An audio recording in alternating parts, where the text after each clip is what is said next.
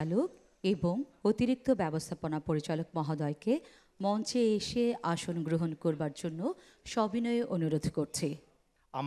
আপনাদের এই সাপোর্ট আমাদের অগ্রযাত্রার বড় অনুপ্রেরণা করেছি এবং এজেন্ট ব্যাংকিংয়ের মাধ্যমে সেবার দিগন্ত বিস্তৃত করে পৌঁছে দিয়েছি ব্যাংকে পরিণত হবে, যা তিনটি বিদেশি ব্যাংকের কার্যক্রম অধিগ্রহণ করার মতো মাইল ফলক অর্জন করেছে।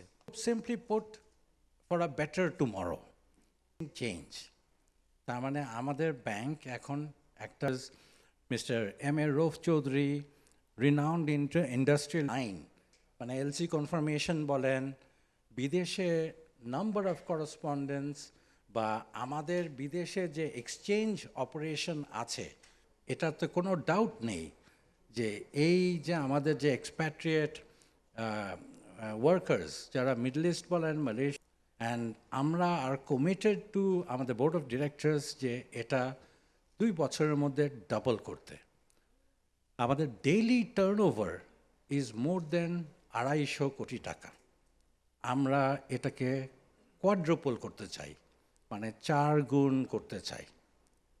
আপনাদেরকে একটা জিনিস বুঝতে হবে যে এজেন্ট ব্যাংকিংটা কিন্তু আবার এমপ্লয়মেন্টের দিক থেকে এটা একটা এমপ্লয়মেন্ট জেনারেটর।